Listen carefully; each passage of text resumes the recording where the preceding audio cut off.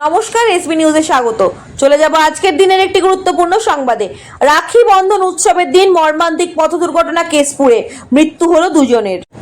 সূত্রে খবর, নারাজল মেদিনীপুর রাজ্য সড়কে কেশপুর মহিষাদা তেল পাম্পের কাছে ঘটে যায় এক পথ দুর্ঘটনা। প্রত্যক্ষদর্শীদের বর্ণনা অনুযায়ী একটি 4 চাকা গাড়ি অতিরিক্ত গতিতে ছুটে এসে হঠাৎই নিয়ন্ত্রণ হারিয়ে রাস্তার ধারে থাকা ইটের স্তূপে এসে ধাক্কা দেয়। ধাক্কার তীব্র আওয়াজে আশেপাশের মানুষজন ছুটে এসে উদ্ধার কার্যে যোগ দেন। দুর্ঘটনাস্থলেই প্রাণ হারান ক্ষুদিরাম মাল, বয়স 58, এবং গাড়ি চালক শুভদীপ ঘোষ, বয়স 25। তাদের দেহ পুলিশি ময়নাতদন্তের জন্য পাঠানো হয়েছে। এছাড়াও গুরুতর আহত হন আরো 3 জন। সুশান্ত সেনাপতি, বয়স 45, সুজিত সামন্ত 55 এবং সন্দীপ দলবেরা, বয়স 25। তাদের দ্রুত কেশপুর গ্রামীণ হাসপাতালে নিয়ে যাওয়া হয়। দুর্ঘটনার খবর পেয়ে কেশপুর থানার পুলিশ দ্রুত ঘটনাস্থলে এসে পৌঁছে পরিস্থিতি নিয়ন্ত্রণে আনেন। গাড়িটি উদ্ধার করে থানায় নিয়ে যাওয়া হয়েছে এবং দুর্ঘটনার সঠিক কারণ অনুসন্ধানের তদন্ত শুরু হয়েছে।